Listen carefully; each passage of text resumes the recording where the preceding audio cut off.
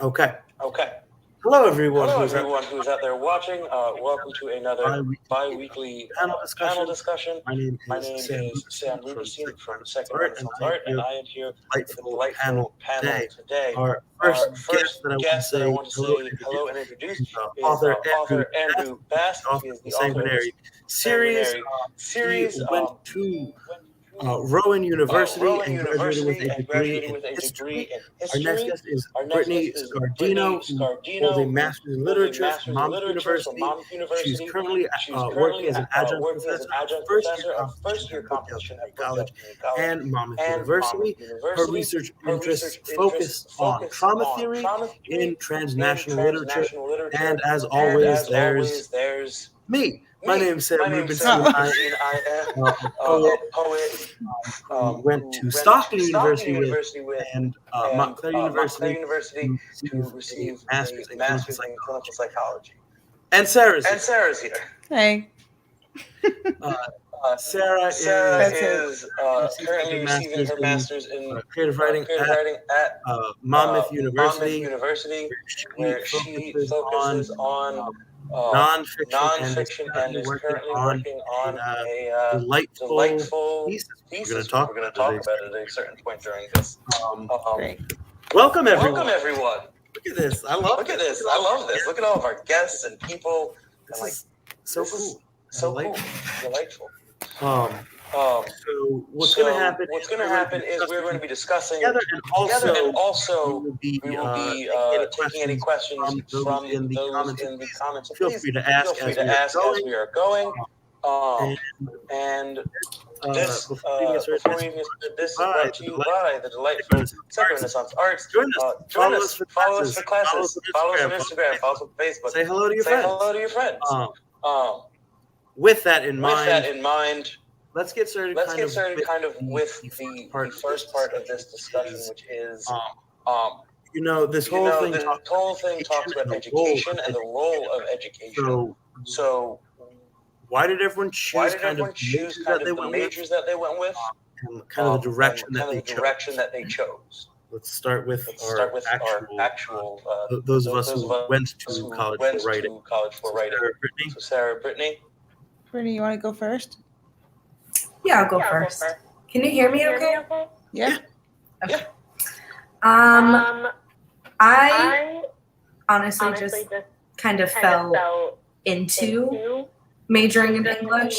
I was working as a hairdresser for a really long time, and I made the very rash decision to go back to school just to do something that I enjoyed. And I always enjoyed English. I always enjoyed reading, and I always had a lot of fun with it. I was always better at it. I'm not a math person, not a science person. And I think that has so much importance for someone who's choosing to go back to school, is actually choosing something that you genuinely enjoy learning about. Because I'm sure, as many teachers will tell you, you definitely don't do it for the money. So, I just kind of went back on a whim, and I ended up falling back in love with it. And the great teachers I had made me want to keep going. Sarah? Well, when I started at Brookdale Community College, I was a marketing major.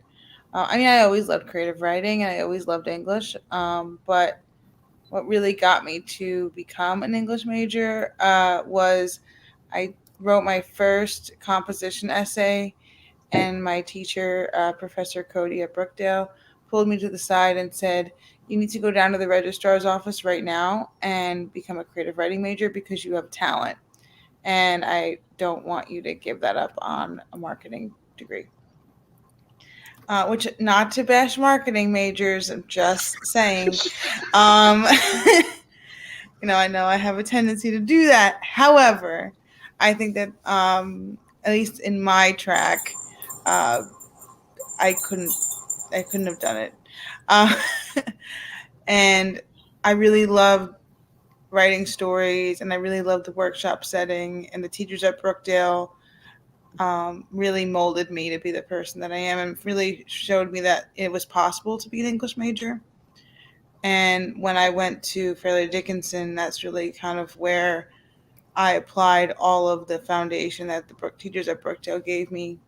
And then here I am getting my master's in creative writing and having that confidence to, do this as a career. Okay, so we are getting a little bit of feedback. Thank you. Renee. That means, Sarah, if you could lower the volume on your Instagram. One thing. So go to the other side of this, which is Andrew and I, which did not go to school for writing. Andrew, you majored in history. How did writing kind of come into your life? Well, I've been writing since I've been in second grade. I got into it because of anime. Dragon Ball Z really inspired me. I started off with fan fiction. But I always realized that writing for me wouldn't be a primary money earner.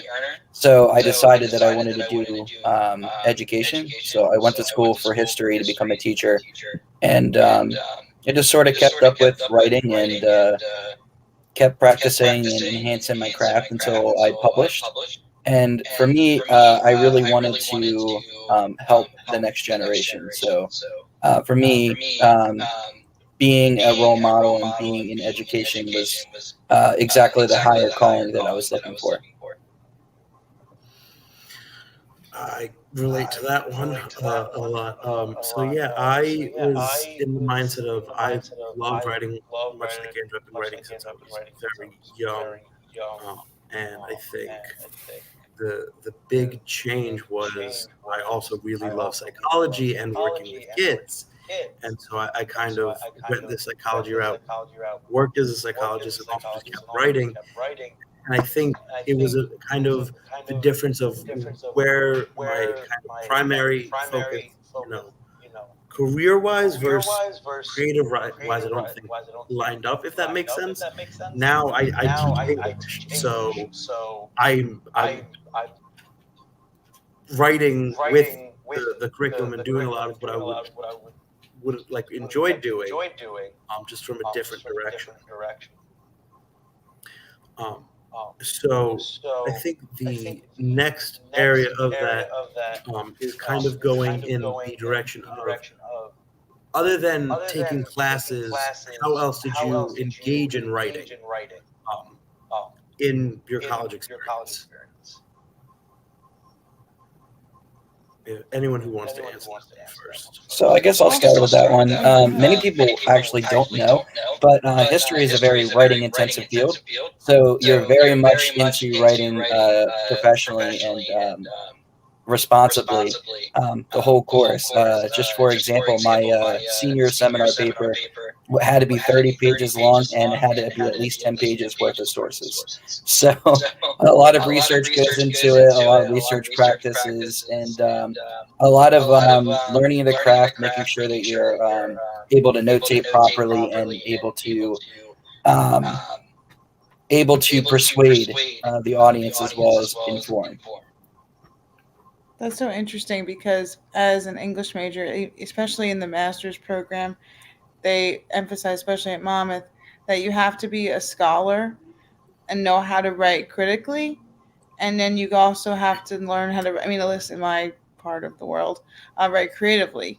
And like, how do you balance that? And like, how do you research? How do you creatively research? Like, what do you get the research for your own poems or your own? I'm writing nonfiction, so I have to do my own research as well. So that's interesting how, you kind of jumped into writing on research and how it all kind of correlates. I think also similar to Andrew, psych is a writing-heavy curriculum. The amount of research and writing that I've done to get things published, to get things out there was huge. There's a bit of an echo on Andrew right now, just so Andrew, if you didn't know. I think that might just be you. Thank you, Sam, for letting me know.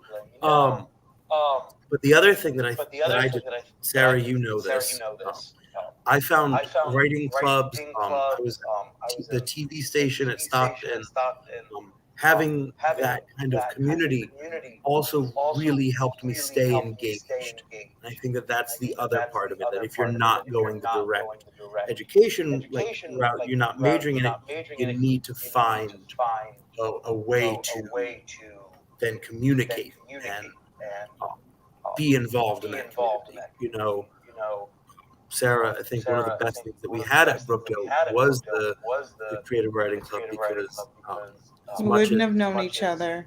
yeah, I was gonna say we wouldn't have known each other, but also it was like it was fun, but it was also a challenge. When you're workshopping, we weren't nice to each other. No, not at all. You were not nice to me. No.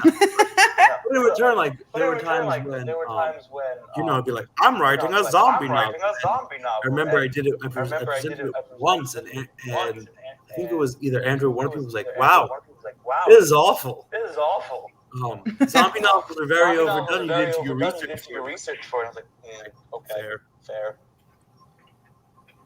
That's something Sarah and I talk about all the time, because with the literature track, it's so different from creative writing and just the research in itself. And Andrew as well, one of my friends is a historian, and him and I were having a conversation about just criticism in general, the historical criticism, the new historical criticism. And he's like, it's just mind-blowing that literary critics and historians are using that same type of critical lens to do research, but kind of going off on different tracks with it. Like the way he explained it to me, and tell me if this aligns with you, Andrew, that the historical perspective of it, he said they tend to stay more focused on like one specific time period, rather than say an individual person in that time period, which makes sense. And I guess that would be more for creative writing research too, right? To focus more on an individual personal level rather than a historical period as a whole. I mean, those are like two totally different types of research, but they all kind of just mash into each other. Yeah, absolutely. Especially when you look at the idea that if you're focused on one individual area, you're able to be more concise and be more detailed. Where if you have a whole list of things within that section, then it could be a little bit confusing, and you might sort of get off your point of view or your topic. I think one of the things relating to kind of research, even now, so like teaching writing to my students, a lot of what we're doing is kind of showing how to read critically and look at literature from a critical lens, and regardless of what we're writing. So when we do something like modern events or persuasive writing, even if it's not related to the book, we still need to be able to say, all right, here's what we've read, here's how to verify, and kind of look through all that. And I think that plays such a big role just in the college experience. I can't vouch for math, but I can say, like, as a psych major, that was such a large part, was reading articles and then knowing what you're evaluating. I think that I'm so glad to know that you're sort of starting this in, say, middle school, high school level, because I didn't learn how to do this until I got into Fairleigh Dickinson University. I know I did some research at Brookdale, but it wasn't the amount of research that I was doing at Fairleigh for my thesis. And I think that was even not as much as I do now at Monmouth. It's a different whole level when you get to graduate school. You really have to dig deep into these, critical articles and see where everything connects. I love doing it. I didn't realize how much I love doing it, because you kind of become a detective when you're trying to write this like big essay on. I mean, I did one on Brittany. I think you were in that class with me. It was like fatherhood in the modernist era in Ireland, like, Yeah. and it was awesome. But like people were like, really? Like, how do you like, do that? It's like, no, you have to like read what other people are talking about. And this whole idea of like being part of this critical conversation, like I love that. Especially like when you get a master's degree, you feel like you are qualified to be in that critical conversation. So actually kind of keeping that direction of discussing thesis and, that, Sarah, you're working on your thesis right now. I know I had to write a thesis. Brittany? Was that Brittany finished her thesis. I was about to say, you've been doing this. Oh my gosh, yeah. The thesis is unforgettable. It's with you for life. Brittany, can you talk about your thesis a little? Because it's so interesting and I love it. Uh-oh. Sorry, what? Can you talk about your thesis like a little? Yeah. So, as Sarah was saying before, the research process. Oh, I'll hold on, Sam. He's doing something. We good? All right, we're going back live on Instagram. My apologies, everyone. Sam, we can't hear you anymore. Oh, rejoining and resetting everything. The live video ended. Technology. Why does it exist? Setting everything up. Looks like we lost you on Instagram. Technology, Andrew. Why does it exist?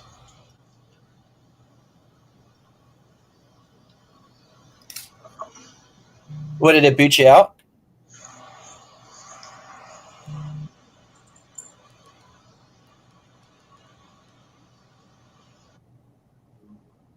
what happened? I don't know. It just decided like it didn't want to be a thing anymore. We're just waiting on Andrew and Brittany to re-find us on Instagram. We've gone live again. There's Andrew. Now, we're just going to get Brittany back. There we go. Sent. Okay. Sorry about that, everyone. Apologize for the brief decision where my Instagram did not want to be an Instagram anymore. But what we were discussing was the importance of a thesis. Whether it's in Brittany's creative thesis, writing, whether it's in any format. So my undergraduate thesis was in social cognition and its relationship to emotional romanticization of historical events. How the further removed we are from historical event, the less, the more romantic we think of it. Then in my master's, I wrote my thesis on suicide and ADHD, both of which need a lot of research, weren't what I would consider creative. Sarah, you have a very different perspective than I do, I think. I also want to hear about Brittany, Sarah. it's just cool. No, I was going to say, Sam, even that, the romanticization of the events that are so far from us. I did a project on the romanticization of violence in poetry. So that research isn't far off from creative writing, I think, at all. And that was on a book by Ruth Awad, a book of poetry by Ruth Awad called, Sarah, were you in that class? Dance to Music, a Wildfire. And it was about the Lebanese Civil War. And it's a very daunting book because her father had lived through the Lebanese Civil War, and her poetry is basically told through her father's voice, from that first person perspective of going through that traumatic event, and how people who read that poetry are witnesses to that. And how people who are removed from that situation, who are not from a first person perspective, tend to romanticize war. They tend to romanticize violence. They tend to romanticize, death, things like that you see a lot in poetry. So I don't think that's far off at all from creative writing. I think it could feed a lot into it. And I haven't thought about it from that perspective, honestly. Now that you're saying it, I could do that. I mean, I think Sam too, if you were going to analyze your own poetry, you in the poems I've read of yours, you kind of have that direction too, where you talk about mental illness and you slide it in as your themes. I'm not saying that you're romanticizing it, but I'm saying that you're using it as a foundation, and I think that's exactly what Brittany was doing in silence in poetry as well. I can kind of understand. I think the themes in terms of understanding mental illness play a large part in my writing, and so that kind of goes back to my psychology background. But I think my thesis, like one was presented at a conference, but it's never going to be published, if that makes sense, in the literary perspective. I think that's kind of where I want to think about is what role did your writing and your thesis kind of play in your writing stuff. I know, Sarah, you're working on it now. Right now I'm in the preliminary preparing of my thesis. I'm writing a memoir about my late father, and kind of the journey of my childhood and what makes me me, and how his influence on my life and my family has effect on my writing career. And they're going to be in little small personal vignettes throughout the entire memoir. So it's sort of my nod to poetry that I've studied forever, and also this new kind of avenue I'm venturing down, which is creative nonfiction. I think I've always talked about myself in all of my writing. I've used myself as characters in my fiction writing. And I think now I've found a place where I belong in the creative writing world. And the thesis for me, I mean, I've talked about this a million times, where I feel like I have studied and I have researched and I have prepared my entire life for this.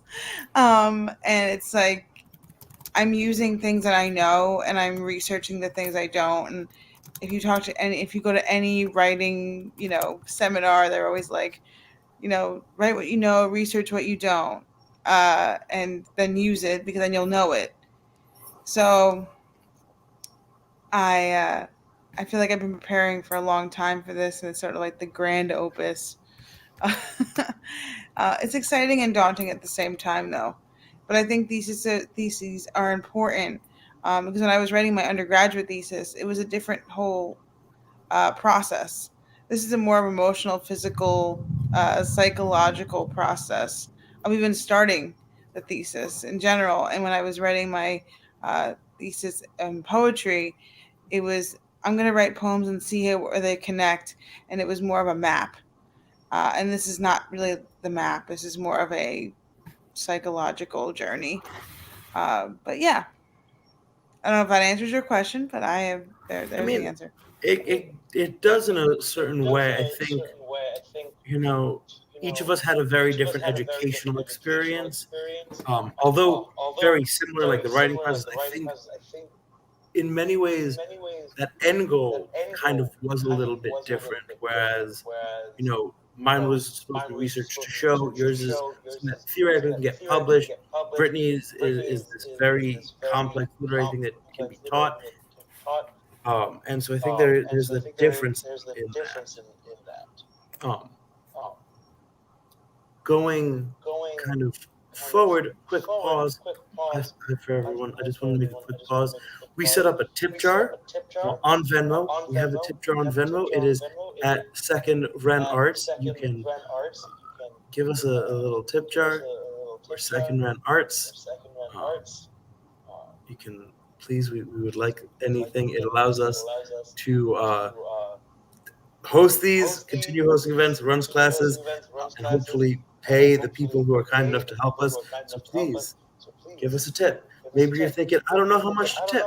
Well, think, well, maybe if I went to a college lecture, how much would I think the person should get paid? Oh Or my if they god. go to a really nice concert and they've got like a fancy bar, and at that fancy bar, they have cool cocktails, not the ones you get in like a can, but like one of those cups where the cocktail top comes off, like a fancy individual With the glass of swirly- wine. Or, Nice. yeah.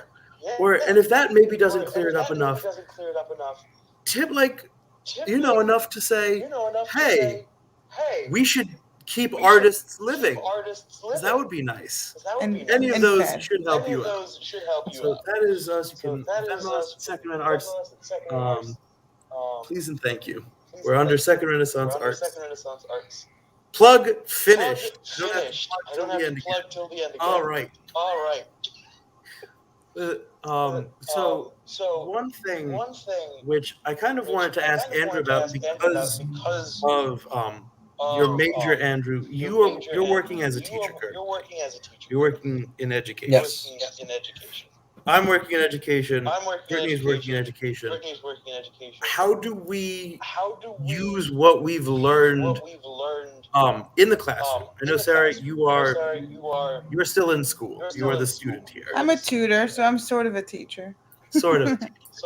But I Sort think that's kind of a pretty big question of how do we use both the creative writing and the non-creative writing in our classrooms or in our settings, and is it different? I know you're at college, Brittany. Andrew, what grade do you teach? I didn't ask that. I should have. Yeah, so 7th and 8th grade, and my style typically is more interactive. That's what got me into education. That's what got me into history. Believe it or not, I hated history 7th and 8th grade, and then midway through 8th grade, I got a new teacher. His name was Mr. Heidi Mark, and this guy was so energetic because history teachers I had up until this point were monotone, stood up and read from a textbook. This guy would literally stand on desks and, emphasize. And he's like, it isn't enough for you to know about a battle. You have to understand how they lost the battle. So let's go outside and walk through formations. And that's exactly the type of style that I want to bring into my classroom. It's like, hey, you want to know why the Battle of Marathon ended the way it did? Let's go through the motions and see why that particular battle ended with Athens winning. It's awesome. That is awesome. That is so cool. Sarah, we're still getting an echo on your end, just so you know. But that is like actually awesome because that's a similar reason as to why I got into teaching.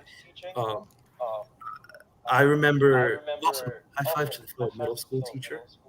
What up? The grades that everyone fears. I got into teaching because I remember, I've had some really good teachers, but I also had teachers who hated students like me. And so, for example, when we teach poetry in my class, poetry is awful to teach if you follow the curriculum so closely, because they teach poetry as like every poem must be deep and have a brilliant meaning and must be aggressively critical. And there is a sense it loses its creativity of it. And so we do the critical aspect of it. We also have to explain the simplicity of its creativity. Like we used a comedian to teach haikus. We use a YouTuber to teach haikus who does these like joke haikus in his videos, and I think that kind of really does play a major role because that's taking my perspective and bringing it to the classroom. Brittany, you have college students, which are terrifying to me. I think 7th and 8th graders are more terrifying than freshman college students. I give you guys a lot more credit than me. But it's interesting because for the first year composition courses, the main purpose of that course is to prepare all these students who are going into all different majors. It's a gen ed course, so every person, it's the first English class they take when they enter college. So they're terrified, first of all, and then second of all, they're all studying these vastly different things. Some of them don't even know what they want to study yet, and they expect this one class to cater to every single type of different writing style they're going to come across in their college career. And it's hard because every teacher throughout the colleges have different preferences of how they like things to be written. Different formats, different citation styles. Oh, we use MLA. Oh, no, we use APA. So it's a balance of a lot of different things. But I do totally agree with both of you. I think it takes experiencing a great teacher to become a great teacher and to know what does not work and what does work best in connection with your students. And so many people so far have just told me, oh, well, your students are going to love you because you're close to their age. I'm like, well, they don't need to know the age difference or anything, but at least make that initiative to them that you're there to help them.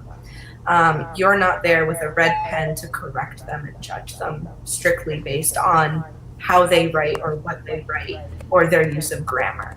And that's been a huge shift in how the first year composition classes have been taught for colleges. Oh, that's my headphone. How do I turn it off? If I take one out.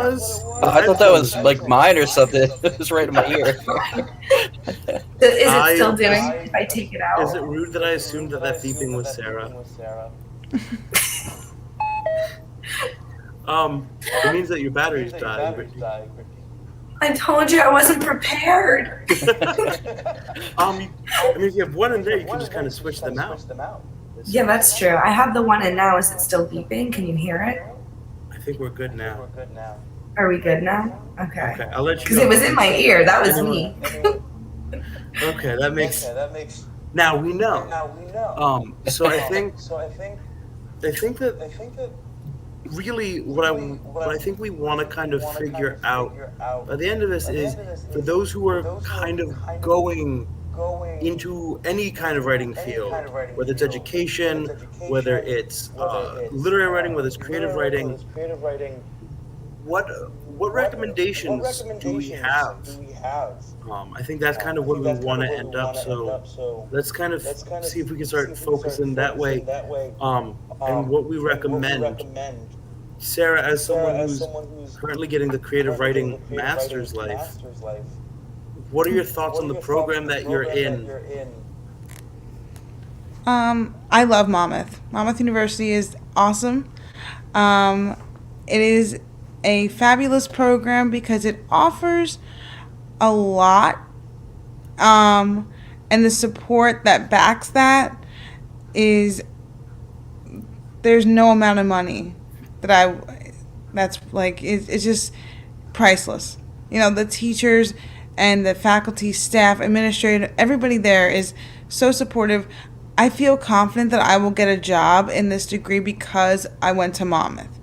They are always behind you, whether it's your personal life, whether it's your academic life.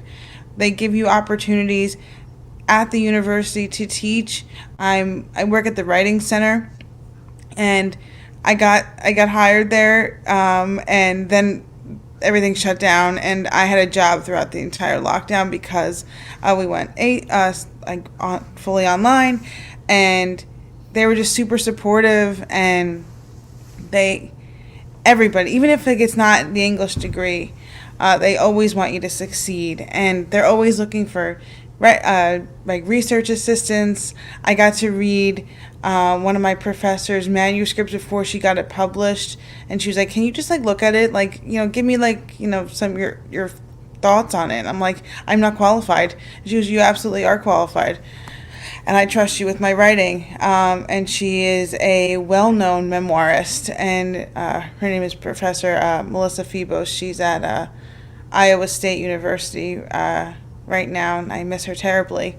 But she kind of caught me on the road to writing nonfiction, and it's just these teachers there are so fabulous. And the fact that at Monmouth, which is one of the first universities and the only one I found when researching to look for a master's program that does both an MA and an MFA at the same university. And as if anyone doesn't know, the MFA in creative writing is a terminal degree. It's the highest degree you can get in creative writing. And so the fact that they provide both is awesome to me. And I was very much like on the fence. I'm like, should I get an MA? Should I get an MFA? And I talked to many professors. I went back to Brookdale. I talked to our professors that both Sam and I both very much connected with. I said, what's the direction that would be the best, because I want to teach at the university. And I got mixed reviews. They're like, if you go for your MA, great, you can get a job. But if you go for your MFA, you can go get a job and you can work at the university, but you can maybe have to get your doctorate. But you don't have to get your doctorate if you get the MFA. So I was like, all right, I'm kind of just all over the place. So when I found Monmouth and the fact that I got to do both, and it was like the door was there and I walked right into it, and I was like, oh my God, like this is great. And I felt like that program was made for me. I mean, there's many directions you can go if you want to get a degree in creative writing. You can go the low residency program, programs where you are doing this pretty much independently, and then you go to a residency twice a year, and they have them all over the country, all over the world, and that's one direction. And then they have the residency and regular in class, master's programs like Monmouth, where you go to class every week. And I think for me, I needed that sense of community. And I needed that sense of community since I was 18 years old and going into Creative Writing Club with Sam. I needed that sense of guidance from my peers, and then guidance from my professors, so I can continue with my own confidence in my writing. And that, for me, Monmouth does all of it, especially during the lockdown. We had open mics. They had readings at the end of the semester where the creative writing majors would go on Zoom and we would all read our work. They're called espresso workshops, I think they're called, throughout the summer. I know Brittany has been to them, where our professors will go on Zoom and talk about the classes and kind of prepare us of what we're going to be walking into. And I think that's the fact that they want to connect with us on not just an academic level, but a personal level. It's invaluable to me. But yeah. I wanted to kind of do a quick follow-up from there. Sure. Okay. I know what. Quick direction kind of follow-up is if someone is applying for grad school, whether it's MFA, MA, what is one piece of advice that you want them to know? Research the school. Research the professors. If you know that you love a literary critic, or if you love a memoirist, and you figure out where they teach and go there. There's a memoirist that I'm starting to read. Her name is Mary Carr, and she works at the University of Syracuse. And I'm like, oh my God, I have to go. I would love to take one of her classes. But when you go and research these schools, because there's many and they're all over the country, look at the faculty list. See where these professors where they're from, what they're publishing, does your writing style align with what they're doing? And then, at least for my undergrad, I didn't do that. And I wish I did, because I was the oddball out of the group. Everybody did fiction, and I was doing poetry, and I was the only poetry major in my graduating class, and I didn't feel that sense of community. But at Monmouth, it's different because I could do it all, and there's always somebody who's doing something.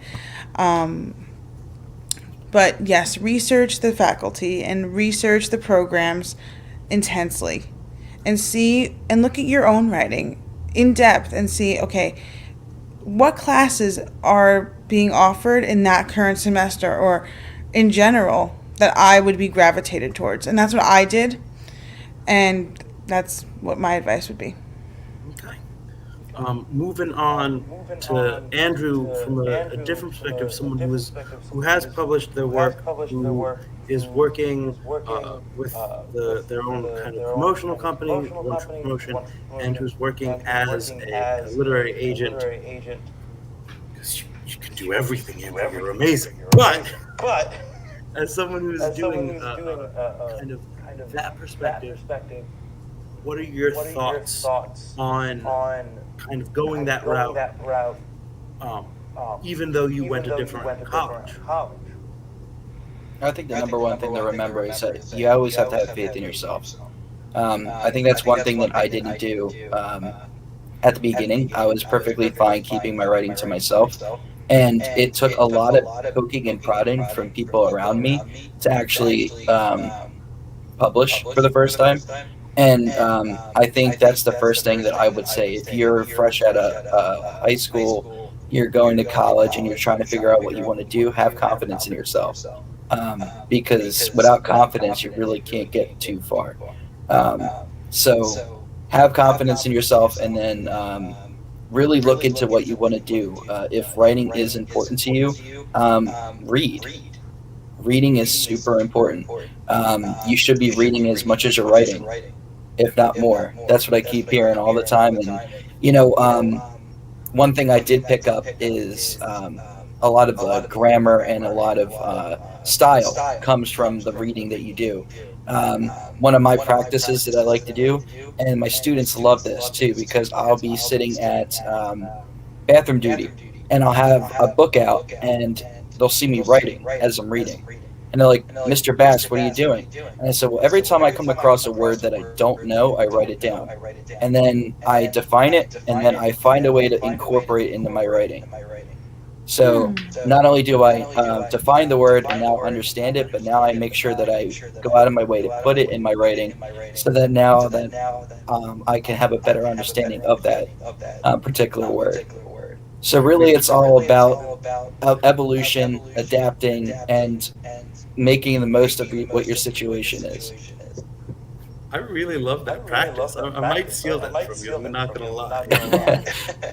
Yeah, my students don't like it when I make them do stuff like that. They're like, "Hey, I don't understand a word." And back in the day, the teacher would just do this. And I don't know if any of you guys have seen that before, but usually when you see this, it's like, go to the dictionary in the back of the room and define it. It's the same concept. It's just, instead of this for the dictionary, it's go to Google. Yeah. Look up the definition. Look up the synonyms, antonyms. How does this word relate to what you know? I like that actually a lot. So then we're gonna go to Brittany.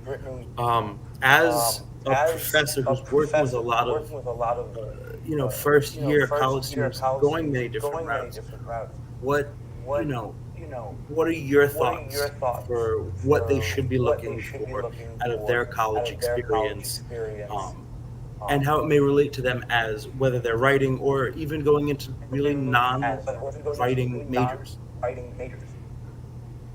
The last part of your question kind of copped out a little bit, but I heard the first half. Essentially, I mean, it was, what's your advice? Boil it down to the simple. What's your advice? For students, especially for non-creative writing, English non-writing focused majors for the STEM majors mostly, which is most of the students now.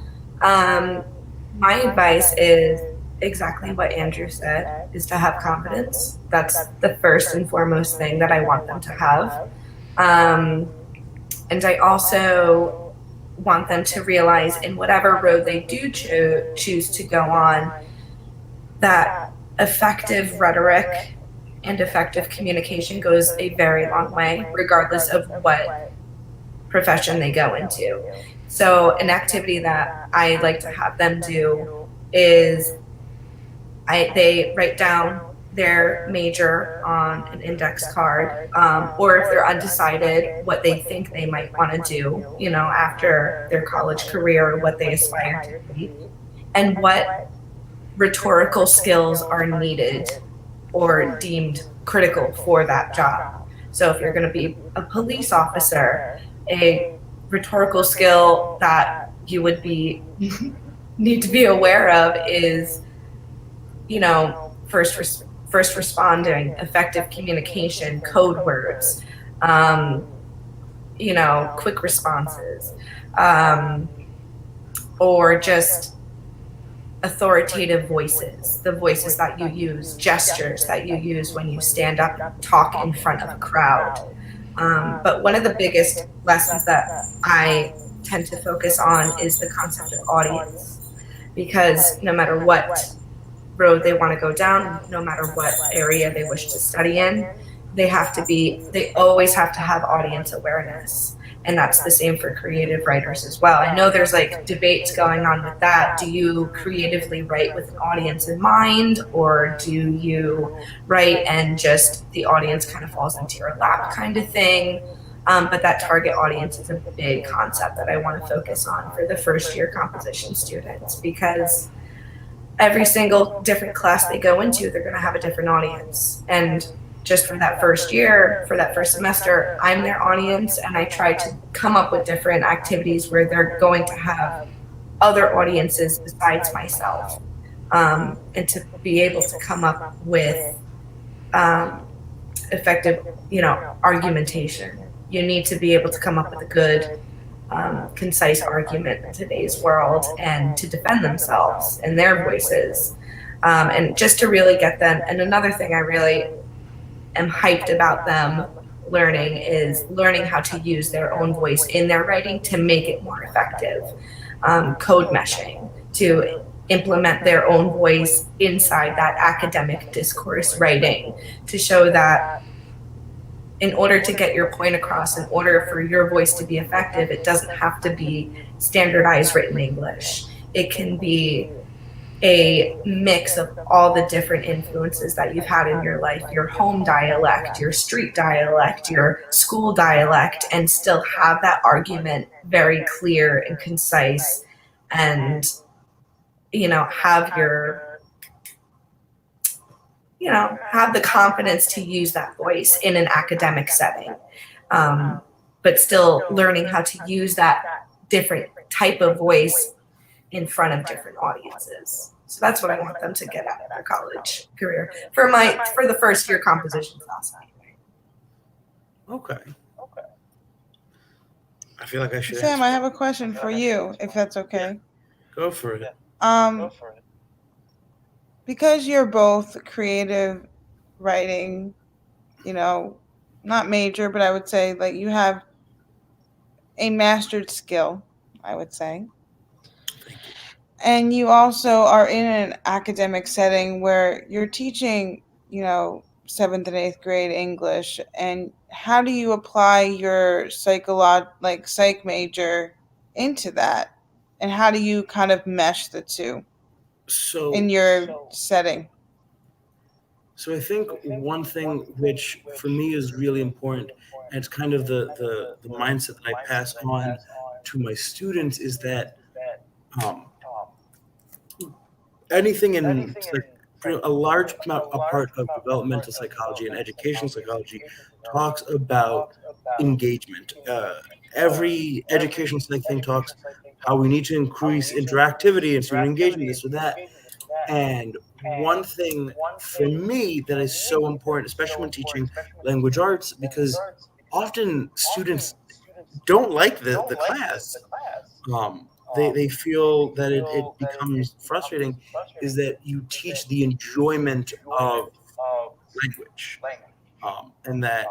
and to know when to, not only how to apply that critical lens, but when to apply that critical lens.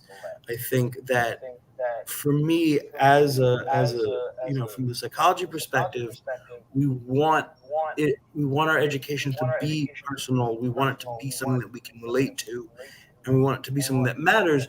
So I want them, if they're reading, I want them to read something that not only can they critically analyze, but that they can enjoy. And if they're writing something, to write something that they enjoy writing about. So I'm very much interested in creating this sense of connection to the material.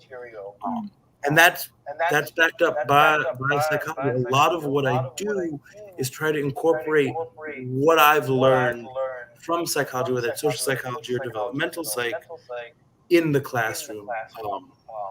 It was kind of how I tricked all my students into reading and studying characterization in the class, through if anyone knows the series, the graphic novel series, Scott Pilgrim vs. the World.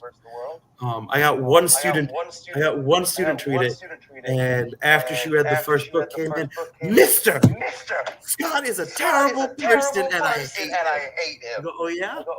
He thinks, and when one student comes in and is that avid and angry, like about a book, well, then the next kid goes, I want to read what she's reading. And what we ended up doing is, at a certain point, it became this fun thing that the kids who knew. Like, by the end, the girl who read it first walks in and goes, how is it? She goes, there's no good characters. The only good people in this book are Knives and Steven, and everyone else is awful. And she was able to understand kind of the idea of a character arc and flawed character designs a little bit better.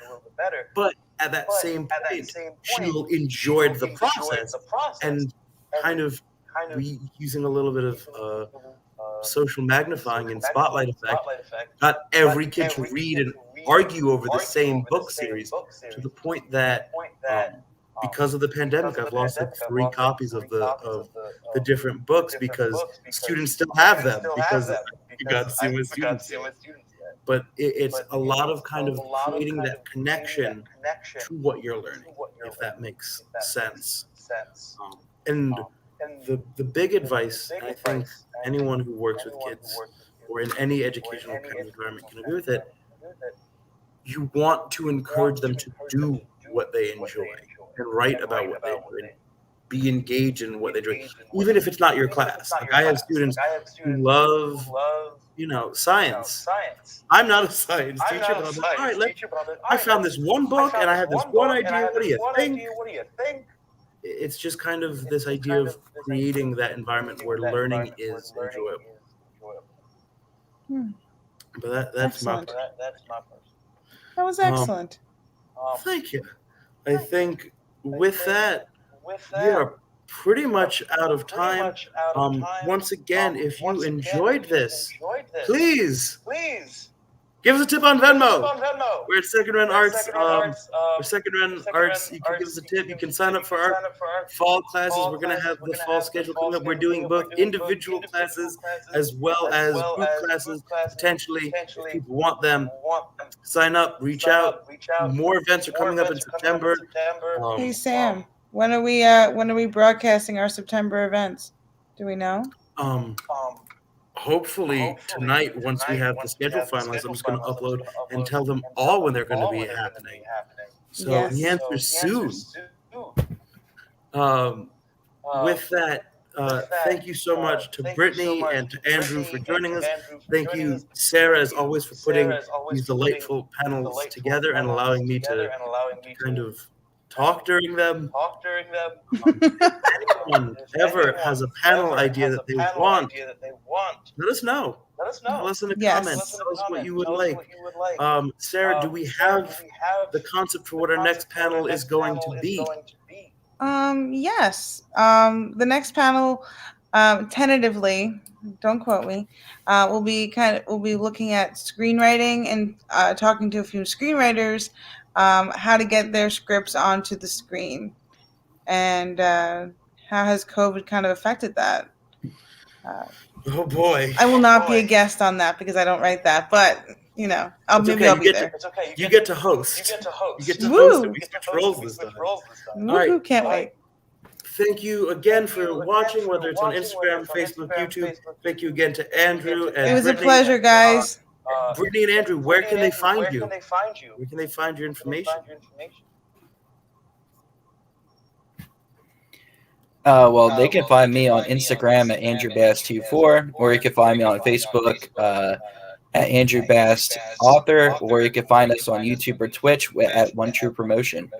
And we're always looking to gain some new subscribers on YouTube and to continue to build our brand so we can help other authors, content creators like yourselves get more recognized. Excellent. I'm not skilled with social media. I have Instagram. That's about it. I'm at Brit Scardino. Okay. All right. Thank you all again. And Thank you, we will guys. see you next time. All right. Goodbye, everybody. Bye, everybody.